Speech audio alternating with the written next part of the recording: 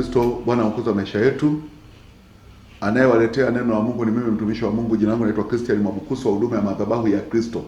Madhabahu ya Kristo ama Christ Altar Ministries, ambayo unaweza kaandika jina Christian Mwabukusi ama madhabahu ya Kristo ama Christ Altar Ministries, utaipata katika YouTube.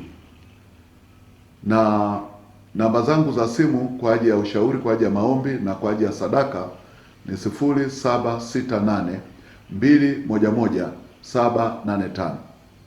0768 211 785, hiyo ni namba ya Vodacom.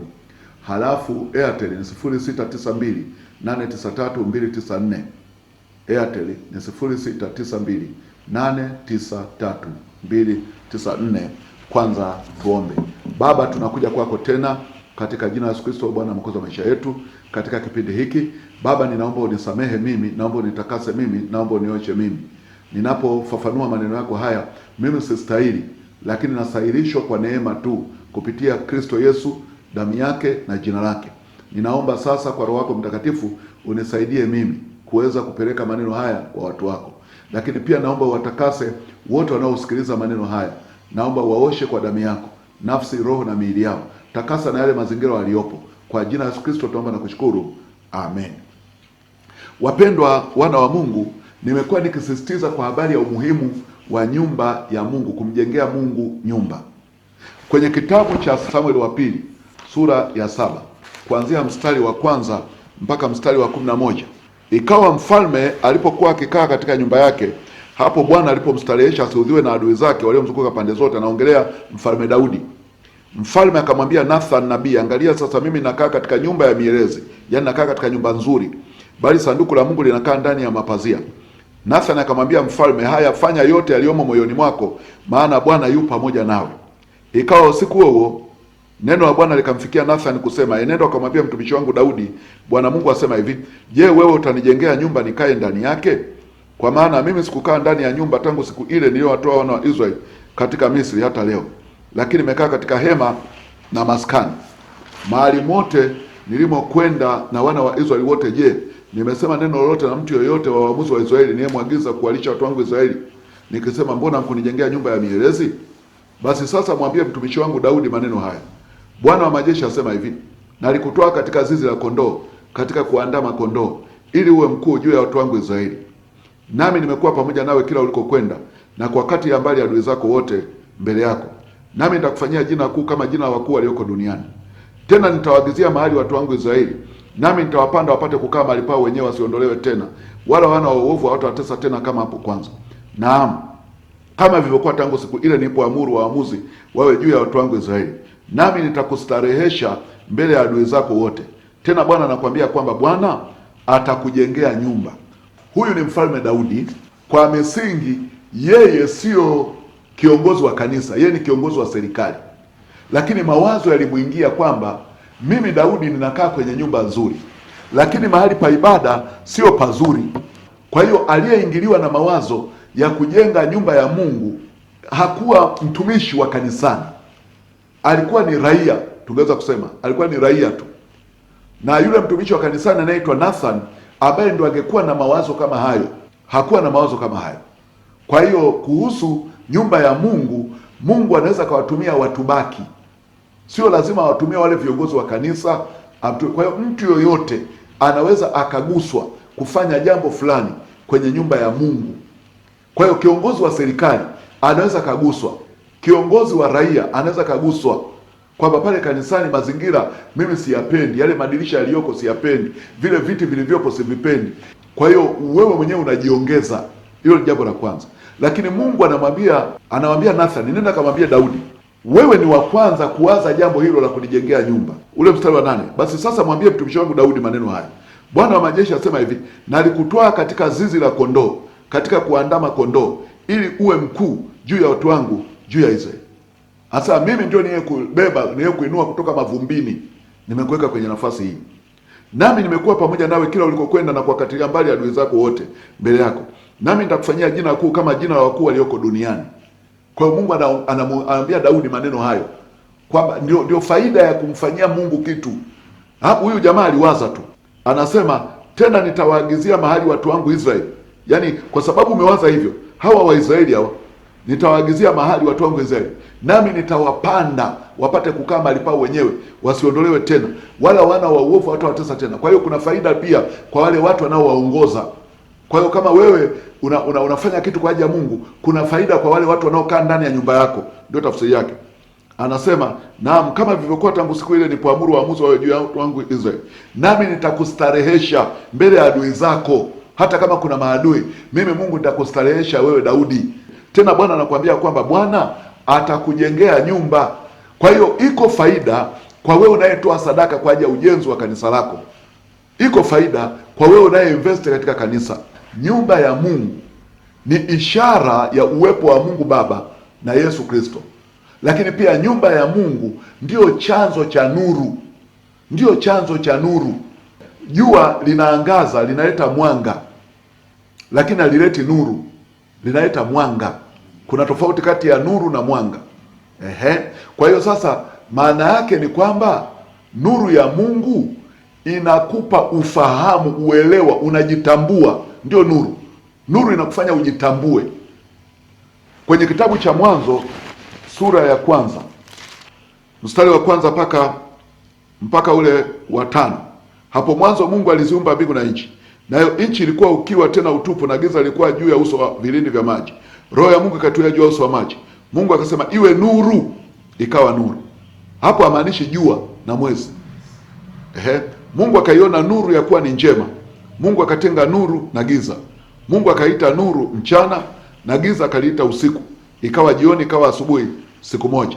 Ukienda pale mstari wa 14 mpaka mstari wa 19, Mungu akasema na iwe mianga katika anga la mbingu, ili itenge kati ya mchana na usiku, nayo iwe ndiyo dalili na majira na siku na miaka. Tena iwe ndiyo mianga katika anga la mbingu, itie nuru juu ya nchi. Ikawa hivyo. Mungu akafanya mianga miwili mikubwa, ule mkubwa utawale mchana, ndio jua, na ule mdogo utawale usiku. Akafanya na nyota pia. Mungu akaiweka katika anga la mbingu, itie nuru juu ya nchi, na kuutawala mchana na usiku, na kutenga nuru na giza. Mungu akaona ya kuwa ni vyema. Ikawa jioni, ikawa asubuhi, siku ya 4. Naona sasa ile nuru aliyoiumba siku ya kwanza, haongelei nuru ya jua na mwezi, anaongelea nuru ya Kristo. Yohana sura ya 1 mstari wa 9. Yohana sura ya 1 mstari wa 9 anasema hivi, kulikuwako nuru halisi, amtiaye nuru kila mtu akija katika ulimwengu. Kulikuwako nuru halisi. Kwa hiyo hili jua sio nuru halisi. Nuru anayozungumzia Mungu hapa ni nuru ambayo iko ndani kwenye fikra zako, kwenye moyo. Ndio ile ambayo watu wengine wanatengenezea simu. Unakuta mtu ametengeneza simu, anawaza tu kwamba kitu hiki na hiki ukikichanganya hiki kinatokea, hiki na hiki. Sasa kinachoongoza ni nuru, na inaletwa na Roho Mtakatifu. Unaelewa, aliyekuwa anatengeneza ndege alikuwa anatengeneza ili watoto wa Mungu watumie. Mungu amewapa wao akili ya kutengeneza ndege, hajawapa akili ya kumjua Mungu. Ni wachache wanaomjua Mungu, wanaamini katika akili zao. Ndio tatizo. Hata shetani pia alikuwa na akili, alipewa akili nyingi sana, lakini hakupewa nuru ya Mungu. Nuru imebaki na Yesu Kristo. Unaona? Kwa hiyo nataka uelewe hiyo. Kuwa na akili sana haimaanishi kwamba labda huyu mtu ni bora zaidi. Hapana. Ile akili Mungu alikuwa amempa ili itumike kwa ajili ya kusaidia jamii. Ukipewa akili sio ya kwako. Ile akili ni kifaa ambacho kitafaidia watu wengine. Waliotengeneza ndege walishakufa, lakini ndege zinatumiwa na sisi wengine ambao bado tunaishi. Waliojenga madarasa ya shule wakoloni wale walishakufa, lakini yale madarasa tunayatumia sisi. Kwa hiyo ninachotaka uelewe kwamba ninapoongelea kwa habari ya ndani ya kanisa ama ndani ya nyumba ya Mungu kuna nuru, naongelea kujitambua, kuelewa, akili. Mtoto unamwambia 1 ongeza 1 anasema 2. Baadaye unaambia 2 ongeza 2, yeye mwenyewe kwa sababu ameshapata ile nuru imefunguka kwa namna alivyomfundisha 1 ongeza 1, anasema ni 4. 3 ongeza 3 6. Hivyo. Kwa hiyo nuru ni akili, uelewa, ufahamu, ufunuo, ndio nuru. Kwa hiyo huhitaji kwa mfano kwenye Waebrania sura ya 8 mstari wa 10 mpaka 12. Maana hili ndilo agano nitakaloagana na nyumba ya Israeli baada ya siku zile, asema Bwana. Nitawapa sheria zangu katika nia zao, na katika mioyo yao nitaziandika, nami nitakuwa Mungu kwao, nao watakuwa watu wangu. Nao hawatafundishana kila mtu na jirani yake na kila mtu na ndugu yake, akisema mjue Bwana, kwa maana wote watanijua, tangu mdogo wao hata mkubwa wao, kwa sababu nitawasamehe maovu yao na dhambi zao sitazikumbuka tena. Kwa hiyo dhambi ndio inayozuia tusifahamu vitu. Dhambi ndio inaweka kikwazo kwamba tusielewe vitu. Kwa hiyo ndani ya kanisa inatakiwa kuwa ndio chanzo cha elimu. Sasa shetani anajua umuhimu wa kanisa kuliko watumishi wengi. Narudia tena, Ibilisi, shetani anajua kwa kina umuhimu wa mahali pa ibada. Anajua kwa sababu kwanza yeye Mungu alimuumba kwa ajili ya ibada. Hakumuumba kwa ajili ya kwenda kunywa bia wala kufanya uzinzi. Yeye ni mtu wa ibada. Ndio maana huwezi kumkuta shetani baa wanakwenda waliodanganywa na shetani. Shetani utamkuta baa. Shetani utamkuta mahali pa ibada, kwa sababu aliumbiwa ibada. Siku moja niliwaambia watu, kwa mfano mfanyakazi wa ikulu akifukuzwa kazi ikulu, ambaye amekaa ikulu muda mrefu, akaja mikoani, huyo mtu ni wa hatari sana, kwa sababu anaijua ikulu ndani na nje. Ndio maana unakuta mataifa mengine unakuta tu mfanyakazi wa ikulu anakufa katika mazingira ya kutatanisha. Kwa mfano nilikuwa nasoma kisa cha ujasusi ulioko huko Marekani pamoja na Urusi, kwamba wale wapishi wanaowapikia wale maraisi wanapostaafu mara nyingi hawaishi muda mrefu, wanakufa ama wanauawa, kwa sababu wanajua siri nyingi za yule rais, chakula anachokula, na yeye ndo anakaa jikoni. Sasa unakuta shetani naye alikuwa anakaa ikulu ya mbinguni, angeendelea kubaki mbinguni angeleta shida sana. Ndio maana Mungu akamfukuza toka mbinguni. Amekuja huku, anauelewa kuhusu ulimwengu wa roho wa ikulu ya mbinguni, anaujua. Kwa hiyo sasa tunapoanzisha ibada, anatuona jinsi ambavyo sisi ni mambumbumbu. Anajua kabisa sisi ni mambumbumbu. Kwa anaingia ndani ya kanisa kuvuruga kanisa, kwa sababu tukisababisha uwepo wa Mungu kwenye kanisa, yeye anakuwa hana mahali pa kukaa, na hataki tuone hiyo nuru inayotokana na ibada. Ibada ni faida kwetu, sio kwa Mungu. Tunapomwabudu Mungu sisi ndio tunapata faida, kwa sababu ndani ya hiyo ibada Mungu anatufunulia na mambo mengine na mambo mengine na mambo mengine. Ninaomba tuelewane kuhusu hilo. Nyumba ya ibada ni ya muhimu, na mnapokutana wawili watatu katika nyumba ya ibada, ni muhimu kwamba ile nyumba ya ibada muithamini. Kwa hiyo mtaithamini kwa mali zenu, lazima muiboreshe, rangi zake ziwe nzuri, sakafu yake iwe nzuri, kuta zake ziwe nzuri, viti vya kukaa viwe vizuri, mahali pa kupigia magoti pawe pazuri.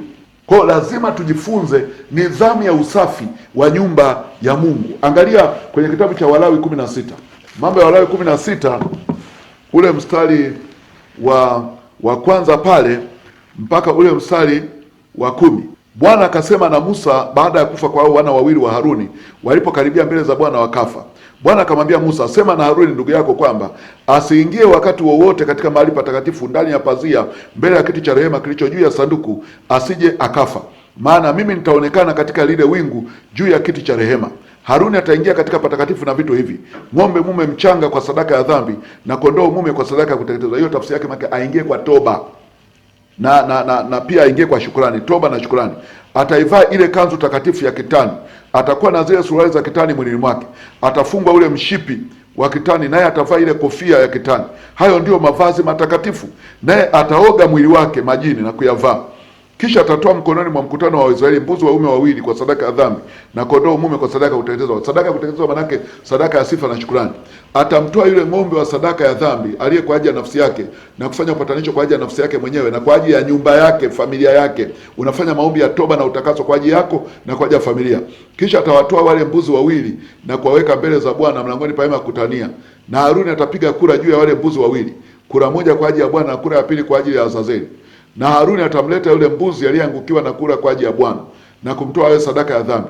Bali yule mbuzi aliyeangukiwa na kura kwa ajili ya Azazeli atawekwa hai mbele za Bwana ili kumfanyia upatanisho, ili kumpeleka jangwani kwa ajili ya Azazeli. Kwa hiyo hata kiongozi wa imani anaitwa Haruni alikuwa hawezi kuingia kwenye nyumba ya ibada kiholela. Alikuwa anaingia kwa utaratibu. Anaoga mwili wake, halafu anavaa nguo, halafu anachukua ng'ombe wa kwake, ng'ombe anachinja ng'ombe, anamwaga damu ili kumtakasa yeye na familia yake. Halafu anachukua mbuzi wawili kwa ajili ya wana wa Israeli ambao nao watawachinja. Kwa hiyo nataka uelewe hayo mazingira, kwamba tunapoenda kanisani sasa, tuchukulie kwamba tunaenda kusali labda Jumamosi ama Jumapili.